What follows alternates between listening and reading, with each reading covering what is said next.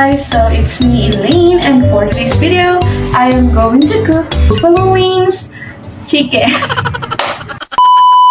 Hello guys, it's me Elaine, and for today's video, I'm going to cook something special, delicious, and distinctly love. So that is buffalo wings Filipino style. So before anything else,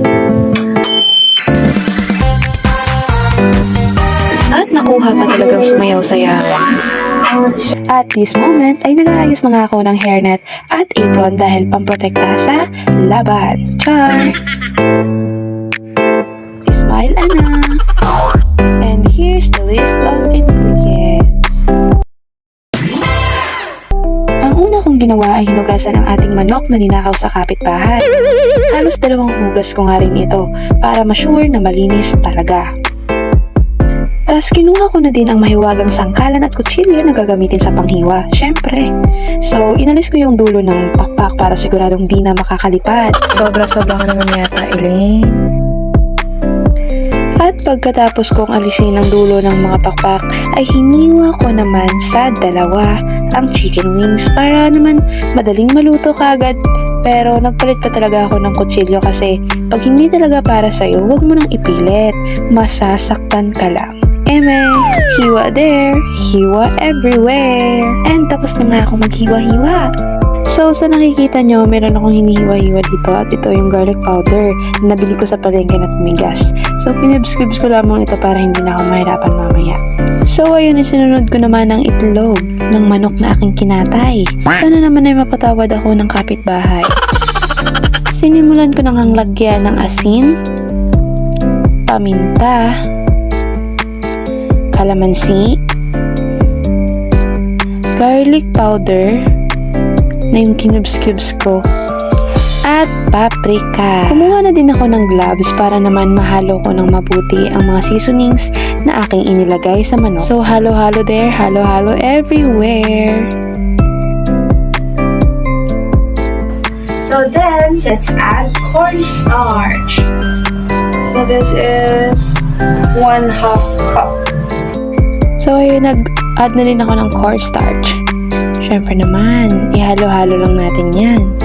Halo-halo ng mabuti, and nag-add na din ako ng itlog. So, habang ginagawa ko to, iniisip ko na din na parang naglalaban na ako. Wow! Char. Halo well. So, i-marinate natin ng 30 minutes. Sa pag-aantay ko, ay naisipan ko namang gawin ang breading para naman di hassle mamaya sa pag-prepare ng ibang kakailanganin. So, nagsukat na ako ng 1 1/2 cup of cornstarch and crispy fry. So, ayun, sinayaw-sayaw ko pa. And yung crispy fry pala is 1/2 cup. Ewan ba kung anong pang-trip ko sa buhay at isilalin-salin ko pa. So, mekos-mekos na naman ni Elaine yun. Halo dito, halo doon. Siyempre, para hindi ma-bored, pinaglalaroan lang.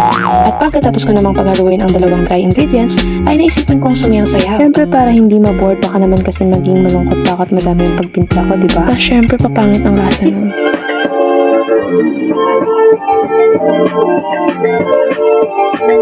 Ang kampano'y tuluyan ng gigising kung ang tayo.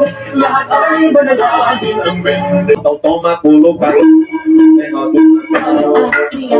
So guys, you know, it's already 5:20. Tapos na yung 30 minutes marinate. So here na siya. Sa baon. Wala na.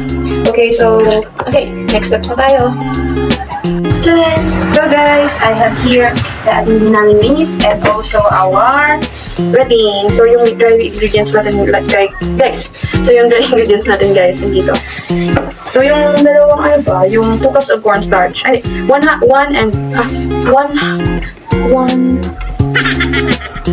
1/2 cups of cornstarch and 1/2 cup lang ng chicken breading mix. So, okay, let's go. Cook na natin yung chicken para maluto na natin. Pinanood ko na lahat ng chicken wings and kumakalam na din yung sigmura ko sa gutom. So, ayun, ini-imagine ko na lang naluto yung hinihawakan ko yun. Sige, Erin, kunyari hindi tayo gutom. So, makikita nyo, nag-start na din yung apron ko. So, well, yun naman talaga ang purpose ng apron. So, guys, yun lang. Bye, char. So, ito na pala, guys, yung ating, quinoa. Quinoa na chicken. And yun yung aking water. At this momentos po nga be, halos maubusan na din ako ng hangin kakaihi. Hindi kasi basta-basta magpa-apoy. So ayun na nga, inaready ko na din yung lutuan kasi may apoy na. And then, mainit na din ang huwalay, so naglagay na din ako ng oil. Pinainit ko at nag-start na rin ako mag-fry. Siyempre, habang nilalagay ko dyan, ini-imagine ko lutong-luto na yan kasi gutom na talaga ako. So, naisip ko pala itong lutuin kasi nung nag-assessment kasi kami sa TESDA para sa aming in situ is, ayun, ito yung luto ko. But that time, wala pa talaga akong idea paano ito lutuin. Time yung classmate ko is meron ulit na magluto. So, ayun, secretly, nagpaturo ako sa kanya. Natuto lang. So, ayun na nga, ito na nga luto na. At magre-ready na naman tayo for sauce. For sauce is nagmelt na naman ako ng butter. You can also use margarine if wala talagang butter. So, ayan. Tunawin lang natin yung butter. So, ito na yung magiging itsura niya. And then, mag-add na tayo ng 2 tablespoons of ketchup or banana ketchup.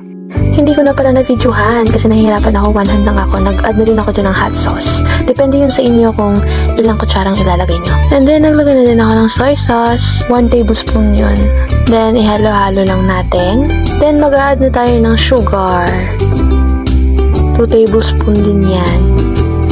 Depende din sa inyo kung gusto nyo malamis-lamis. So, pagkatapos nyan ay pwede natin ilagay yung chicken nating pinray. So, tamang halo-halo lang din. And dapat yung apoy natin is hindi malakas. So, halo-halo. Ayun. Takam na ako dyan mga be. As you can see, pag ikaw naman siguro gutom na gutom. Ay, nako. Kanin na lang kunang kasi.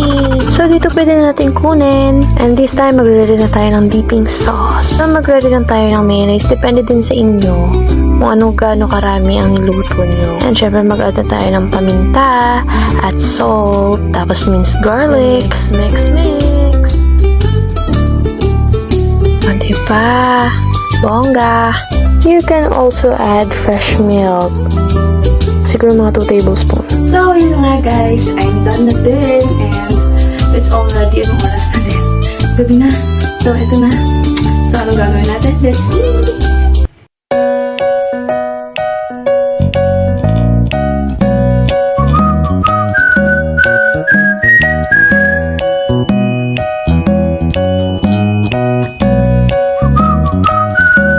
So, ayun na nga guys, I'm done na din. And syempre, hindi natin pwedeng palampasin to. It's going to, naman,